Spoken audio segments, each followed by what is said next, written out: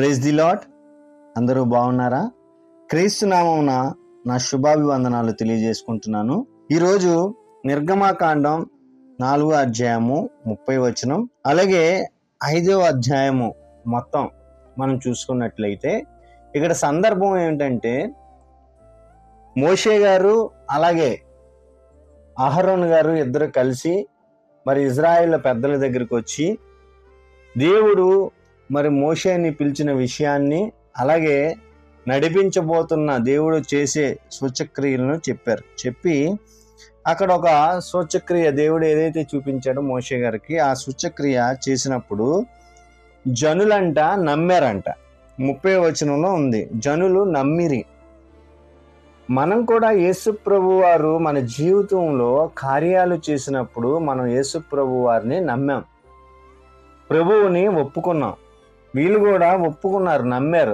అవును, మీ నాయకత్వానికి మేము లోబడతాం అన్నారు. ఎప్పుడైతే లోబడ్డారో, లోబడిన తర్వాత అప్పటి వరకు శ్రమ పడుతున్నారు, అంటే బానిసలుగా ఉన్నారు, శ్రమ అనుభవిస్తున్నారు. ఎప్పుడైతే దేవుని నమ్మి దేవుని మాట ప్రకారంగా నడుద్దాం అనుకున్నారో అప్పుడు ఈ శ్రమ ఇంకా ఎక్కువైంది. ఆలోచించండి, మనం దేవుని కోసం బ్రతికిన తర్వాత బ్రతకాలనుకున్నప్పుడు మనకేమొస్తుంది అంటే శ్రమ, మనకున్న శ్రమల కంటే అవి ఎక్కువ అవుతాయి. ఫరో ఏం చేశాడు అంటే అప్పటి వరకు వాళ్ళకి గడ్డి ఇచ్చేవారు, కానీ అప్పటి నుంచి ఏం చేశారంటే గడ్డి ఇవ్వటం మానేశారు. వాళ్ళకి పని ఎక్కువ అయ్యేలా చేశాడు. 5వ అధ్యాయము 9వ వచనంలో ఈ మాట ఉంటుంది, ఆ మనుషుల చేత ఎక్కువ పని చేయింపవలెను.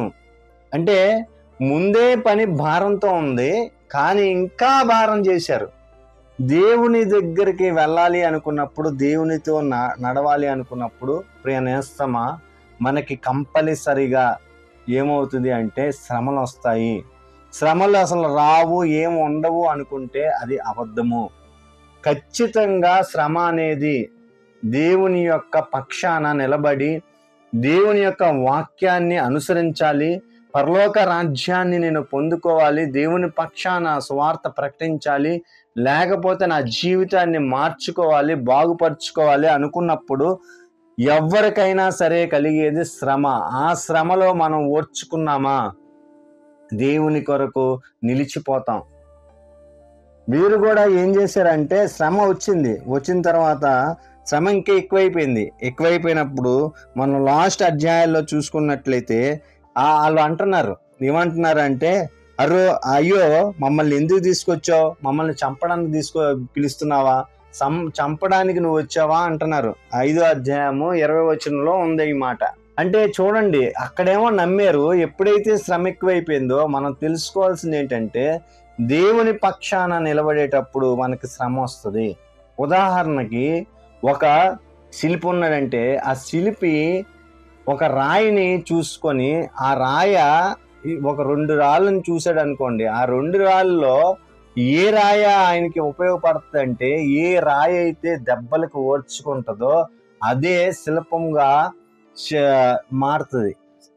లేకపోతే అది ఒక బండరాయిగా మిగిలిపోయి అది బట్టలు కొట్టుకోవడానికో, లేకపోతే తయారు చేసిన ఈ శిల ఏదైతే ఉందో ఆ శిల కింద పెట్టడానికో ఉపయోగపడుతుంది. కానీ అందరూ వచ్చి చూసి పొగడ్తలకు పొగిడే లాంటి రూపం ఇవ్వాలి అంటే శిల్పి చేతిలో ఆ శిల ఏమవ్వాలి అంటే నలిగిపోవాలి, దెబ్బలకు ఓర్చుకోవాలి, అప్పుడే విలువ పెరుగుతుంది. లేకపోతే ఆ శిలగానే ఉండిపోద్ది, అదొక బండరాయిగా ఉండిపోద్ది, బండ పనులకే పనిచేస్తుంది. కానీ అది చూడండి, శిలగా మారింది ఎక్కడ ఉంటుందంటే అది అంత విలువగా ఎక్కడో దగ్గర పెట్టుకుంటారు, కానీ ఒక బండరాటిని ఎక్కడ పెట్టుకుంటాం, బట్టలు ఉతుక్కోవడానికి దెబ్బలు ఇంకా ఎక్కువ తగులుతాయి, దెబ్బలు అప్పుడు ఇంకా ఎక్కువ పడుతూ ఉంటాయి. అయితే మనం చేయాల్సింది ఏంటంటే దేవునిలోనికి వచ్చిన తరువాత మనకి వచ్చే శ్రమలకి ఓర్చుకుంటే ఖచ్చితంగా, అందుకే ఏమంటుంది వాక్యం అంటే శ్రమలకు ఓర్చుకోమంటుంది. వాక్యం సువర్ణం వల్లే ఉండమంటుంది. సువర్ణం ఎందుకంత మెరుస్తుంది అంటే అగ్ని వంటి శ్రమలకి అగ్నిలో పడినప్పుడు దాన్ని తట్టుకునే శక్తి ఆ బంగారానికి ఉంది.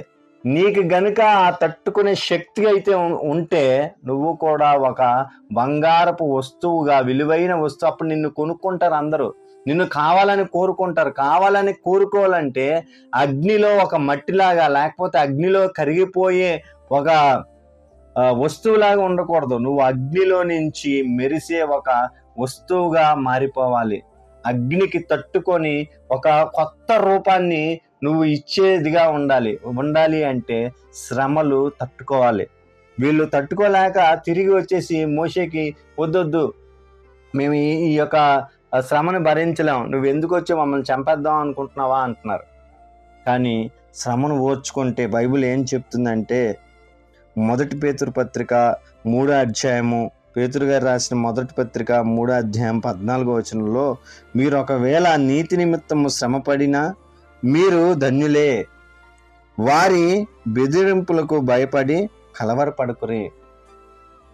మనం వాక్యం ఏం సెలవిస్తుందంటే, మీరు ఒకవేళ నీతి నిమిత్తం, దేవుని నిమిత్తం, వాక్యం నిమిత్తం ఒకవేళ శ్రమ పడుతున్నారా, ఇబ్బంది పడుతున్నారా, మీ ఉద్యోగాల్లో లేకపోతే మీ కొలీగ్స్తో మిమ్మల్ని ఏడిపిస్తున్నారా, మిమ్మల్ని శ్రమ ఎక్కువ పెడుతున్నారా, శ్రమలు వస్తే దేవుని నమ్మిన తర్వాత జాగ్రత్త, శ్రమలు రావు, మీకు అంత సౌఖ్యంగా ఉంటుంది అంటే మాత్రం అది అబద్ధం. ఎందుకంటే ఒక శిలకి విలువ రావాలి అంటే అది అనేక దెబ్బలు ఓర్చుకోవాలి. ఇది ఎంత వాస్తవమో, ఇంత నిజమో, నువ్వు కూడా అనేక దెబ్బలు ఈ దేవుని దగ్గరికి వచ్చిన తర్వాత మొదట్లో అనేక శ్రమలు ఉంటాయి, అనేక ఇబ్బందులు ఉంటాయి, అనేక ఇరుకులు ఉంటాయి.